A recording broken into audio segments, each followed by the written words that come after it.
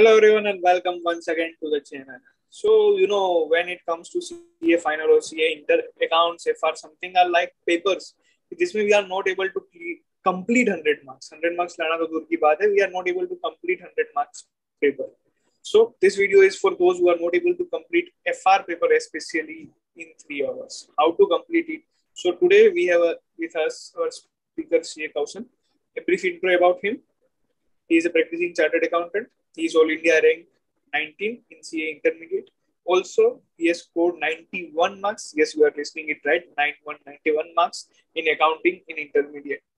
So I think no great person we can find other than him to guide us with respect to FR subject. And also, he is also mentoring students of CA Inter and CA Final. So he is well versed with what is presently the situation of papers which are coming up for CA Final and CA Inter.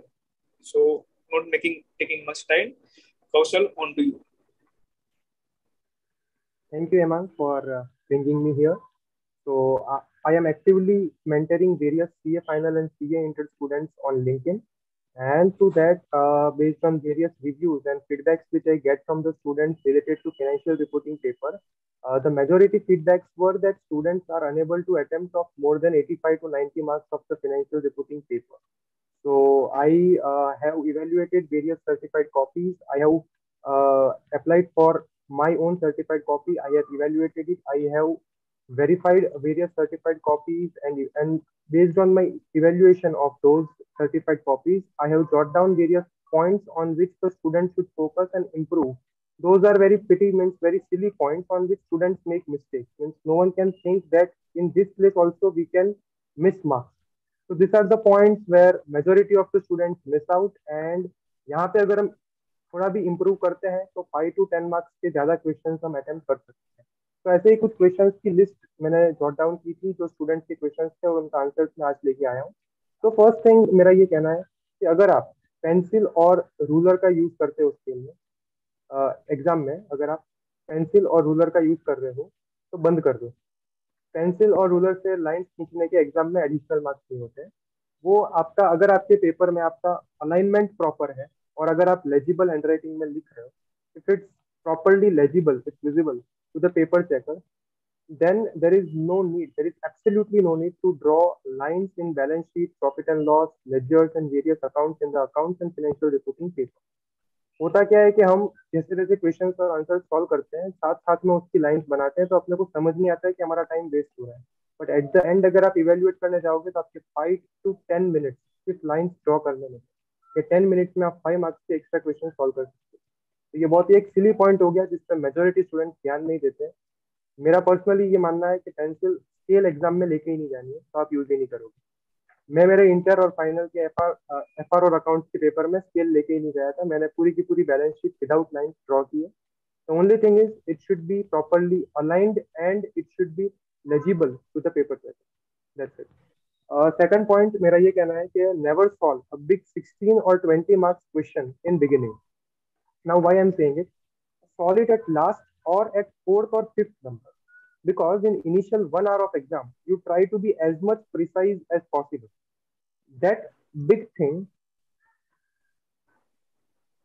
that big sums eat up almost 40 to 50 minutes of your exam time, and you are left with less time for the remaining questions. Instead, start with small questions, short questions, and try to cover questions which can be solved easily without much calculation. इसका reason क्या होता है कि initial 1 और 2 our में हमारा mind slow काम करता है, और जैसे ही 2 घंटे बीत जाते हैं our mind processing ability growth faster. तो इनिशियली दिमाग को ज्यादा कैलकुलेशंस पे लोड नहीं देना है. बड़े बड़े क्वेश्चंस, कैलकुलेटिव क्वेश्चंस को अगर लास्ट में सॉल्व करेंगे तो जो क्वेश्चन आप इनिशियल 1 आवर में सॉल्व करते हैं तो 40 मिनट्स आते हैं, और एट द एंड अगर आप थर्ड आवर में उसको सॉल्व कर रहे हो तो वो आप इजीली 20 to 25 मिनट्स में सॉल्व कर सकते हो. तो मेरा ये कहना है कि ऐसे तो बड़े क्वेश्चन हैं which includes like amalgamation, consolidation, financial instruments, and this all type questions you need to solve at fourth, fifth, or sixth position. Never solve it at first, second, or third. Your first, second, and third questions should be short and crisp, 5 marks question or 10 marks question. Next thing I want to say is, students, majority of students make mistake here. They try to match the balance sheet. Tally करना है उनको, balance sheet match करके ही निकलना है exam hall से. एक बात बता देता हूँ, बैलेंस शीट मैच करने के मार्क्स नहीं होते, एडजस्टमेंट की इफेक्ट देने के मार्क्स होते हैं. और बैलेंस शीट तो उस वक्त भी मैच होगी जब आपने एक एडजस्टमेंट को कंप्लीटली इग्नोर कर दिया, बिकॉज डबल एंट्री सिस्टम। अगर आपने एक एडजस्टमेंट को कंप्लीटली इग्नोर कर दिया फिर भी बैलेंस शीट तो मैच होगी। तो बैलेंस शीट का मैच होना ये कोई गारंटी नहीं है कि आपका पूरा सम सॉल्व हो। तो never run behind matching telling the balance sheet. Just give the effect of the adjustment and try to match it if it happens. All right. If it does not happen, just leave it. Don't try to match the balance sheet by rechecking each and every adjustment again and verifying its double effect. It's a total waste of time. Balance sheet के total के maximum 2 या 2.5 marks होते होंगे, इससे ज्यादा नहीं होते। और इसके पीछे स्टूडेंट्स 10 to 15 मार्क्स बिगाड़ देते हैं सिर्फ बैलेंस शीट के टोटल्स को मैच करने के लिए। और एग्जाम हॉल में ऐसी स्ट्रेस सिचुएशन होती है कि वहां पे कहीं ना कहीं हम कैलसी में कुछ गलत डिजिट टाइप कर रहे हैं, उस वजह से भी शायद बैलेंस शीट मैच नहीं हो रही, सब कुछ एडजस्टमेंट के इफेक्ट सही होने के बावजूद भी। तो ये भी एक रीजन रहता है।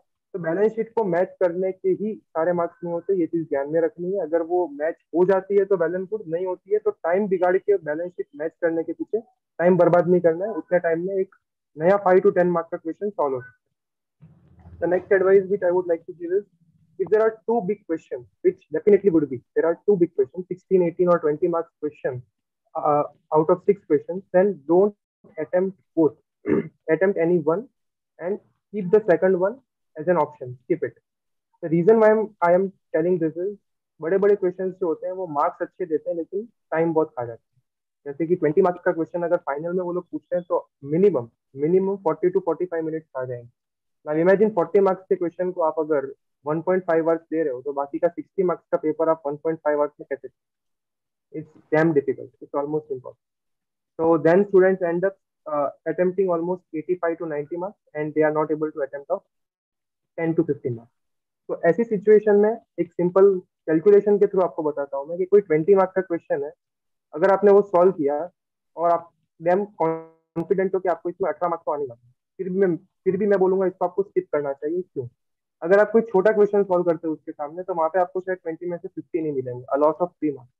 लेकिन 15 मार्क्स मिलने वाले वो क्वेश्चन आपने 20 मिनट में सॉल्व कर दिया, और जिस क्वेश्चन में आपको 40 मिनट्स लग रहे थे, वो जो लंबा क्वेश्चन था उसको सॉल्व करने में, उसका ऑल्टरनेटिव क्वेश्चन आपने सॉल्व किया, आपसे 20 मिनट्स में सॉल्व हो गया वो। Now you are saving 20 minutes with a loss of 3 marks. अब वो 20 मिनट्स जो बचे हैं उसमें आप 10 से 15 मार्क्स का एक दूसरा क्वेश्चन सॉल्व करके इजीली 7 to 8 मार्क्स ला सकते हैं, and this will give you an additional benefit of 5 to 6 marks, a net benefit which no one thinks, which no one thinks। लोगों को भी लगता है जो हमको आता है वो हम परफेक्टली लिख देते हैं, लेकिन जो हमको आता है वो कितना समय ले रहा है, कितना हमारा टाइम खा रहा है, वो भी देखना चाहिए। क्योंकि FR is the game of time management. Basically तुम टाइम को किस तरह से मैनेज करते हो। तो एग्जाम हॉल में हमको ये इवेल्युएट करना है कि हमारा कितने मार्क्स के सामने हमारा कितना टाइम जा रहा है। तो जो कॉस्ट बेनिफिट एनालिसिस है टाइम और मार्क्स का, वो अगर स्टूडेंट करना सीख जाए तो FR का पेपर कभी छूटेगा नहीं, वो 100 मार्क्स का अटेम्प्ट कर सकते हैं। तो यही सब कुछ चीजें थी जो मैंने इवेल्युएट की है। अगर ये स्ट्रेटेजी तुम फॉलो करते हो तो 5 to 10 मार्क्स का एडिशनल तुम एग्जाम में लिख सकते हो। अगर तुम अभी 80-85 का लिख रहे हो तो you can go up to 90-95 marks, you can attempt up to 90-95 marks. So these are some of the strategies. Great Kaushal. मतलब to be honest, some of these I have also followed based on the experience. But कुछ चीजें ऐसी है जो मुझे अभी पता चल रही है कि हाँ, if I might have followed, 5-10 mark मेरे भी बढ़ जाते। But presently we are CA, so there is no harm. But हाँ, कहीं 100 मार्क्स का पेपर या अटेम्प्ट नहीं कर पा रहे हो तो इट्स लाइक के पास सुनना थोड़ा डिफिकल्ट हो जाता है। That's what I understand. There is one saying कि भाई if you are not writing anything, you are writing a suicide note. Because आप कुछ भी लिख रहे हो, चांसेस के उसमें तुम्हें 2, 5, 10 depending what you have written, quality of you have written, तुम्हें मिल सकते हैं। But if you are not at all writing, 70 mark का ही पेपर अटेम्प्ट करके आ रहे हो तो 40 समटाइम्स इट में बिकम डिफिकल्ट। हाँ, क्वालिटी अच्छी होगी तो यू मे ऑल्सो गो 70 में से 60।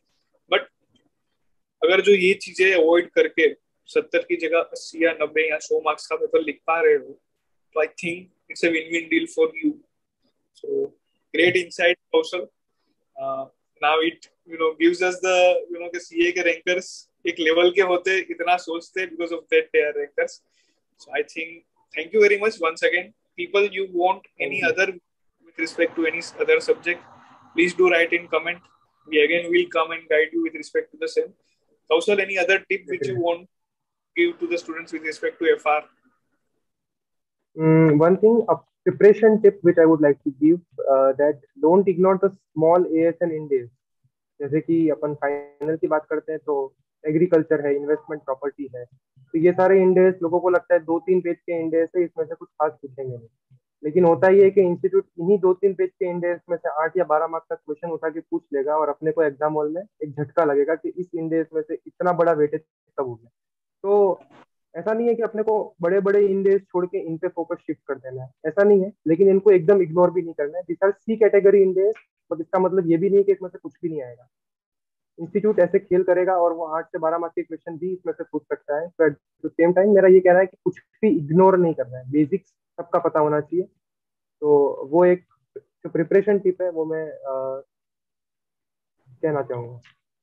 So thank you very much, Coach, seconds, and best of luck, thank you. people. For and we will come of back luck people. if you want to come us okay. back. ये video share करते रहिएगा। Thank you very much. Enjoy. Thank you. Thank you.